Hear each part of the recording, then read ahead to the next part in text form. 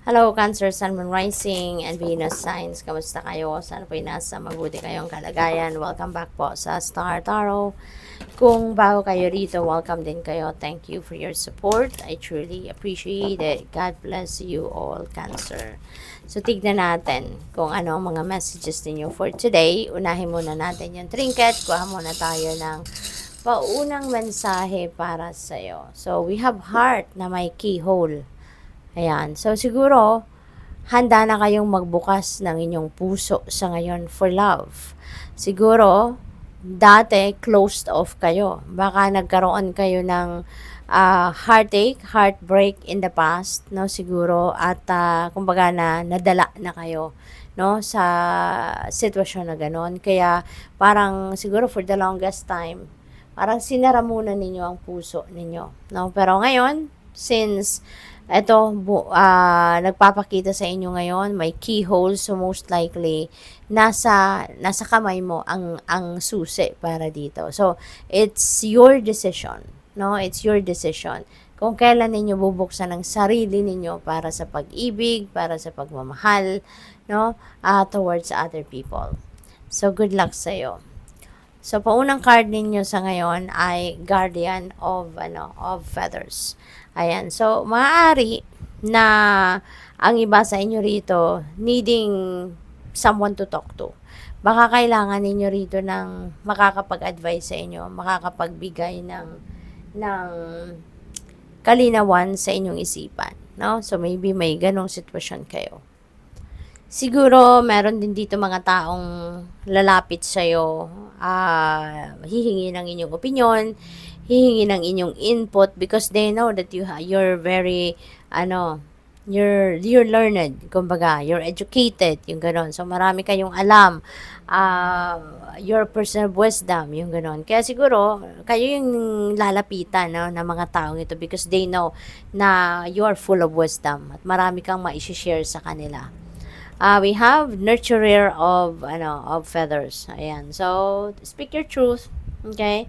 Cancer, wag kayong mag-hold back, no, sa kung ano man ang gusto ninyong sabihin, ano man ang inyong alam at kailangan mong ipaalam din sa iba, then go for it, no? Wag kang mag-hold back dyan.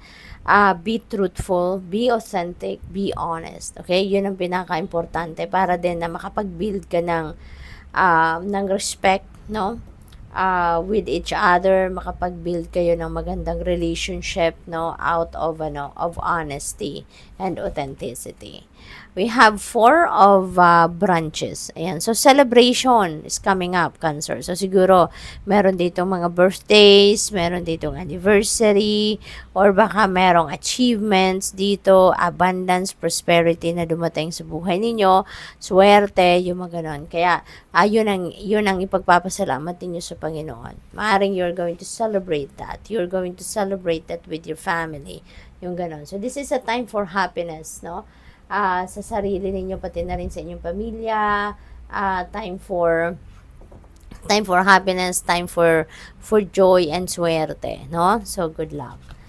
We have Guardian of Fossils. Ayan. So, ano kayo rito, no? Cancer, parang very superior kayo rito among other people, parang ganon.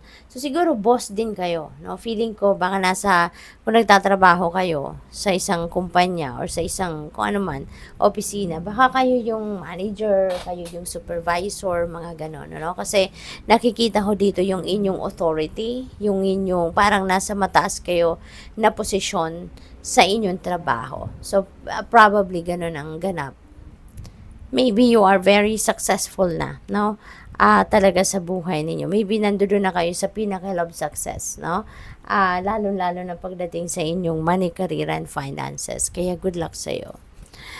We have Goat and Shadow God of Liberation.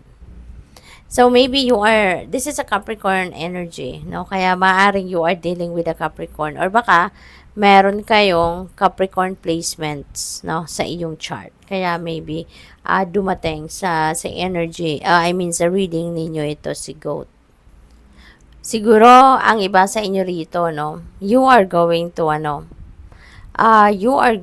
to liberate yourself from whatever situation dito na parang nagho-hold back sa'yo or nagpe-prevent sa inyo to do whatever it is that you want to do, or nag-ano sa inyo, nagpe-prevent sa inyo to be yourself, to be you, 'di ba?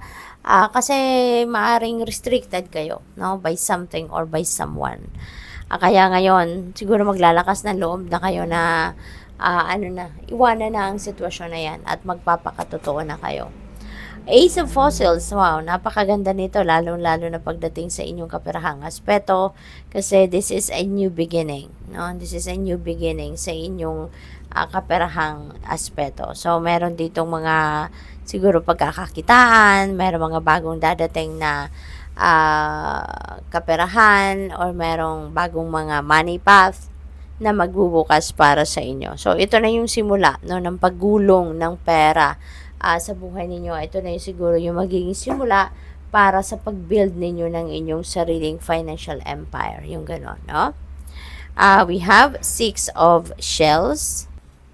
So, some of you dito, Cancer, maybe you're coming home. Baka meron ditong travel involved then for some of you.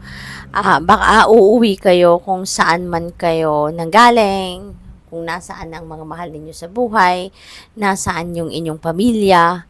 Kasi parang meron ditong maaring meron ditong reunion na magaganap, maaring matagal na kayong hindi nagkita-kita, nagkakasama ng inyong mga mahal sa buhay. So maybe you are going to celebrate togetherness dito with them, no? Mga mahal ninyo sa buhay. And siguro gusto mo lang din naman na makapagpahinga from sa pagtatrabaho, no? Kasi baka ito rin yung vacation ninyo. Ito rin yung in-apply ninyong bakasyon sa trabaho ninyo, and you want to spend it with your loved ones. Gusto mong magkaroon kayo ng bonding moments, gusto mong magkasama kayo, gusto mong mayakap sila, makausap sila, no? At parang ito rin yung time ninyo siguro para magkaroon kayo ng peace, no? Mag-ground din yung muli ang inyong sarili. Kasi maybe stressful siguro ang trabaho ninyo, no? Kaya gusto ninyo na umano muna kayo. Magdistansya muna kayo sa kabisihan ng mundo. So, what else? We have Seer of Shells. Ayan. So, dito naman, parang may adventure siguro, no, na gagawin ng iba sa inyo. This could still be related to this. Kasi baka kaya siguro din ang iba sa inyo uuwi kung saan kayo nanggaling or nasaan yung pamilya ninyo, mga mahalin nyo sa buhay, because there could be invitation para sa iyo. 'Di ba? Baka merong isi-celebrate ng pamilya, kaya iniimbitahan kayo na umuwi kayo, no? So maaaring merong mga mahahalagang pangyayari or milestone siguro na isi-celebrate kayo with the family. So good luck sa iyo. Thank you for watching. Love and light. Namaste.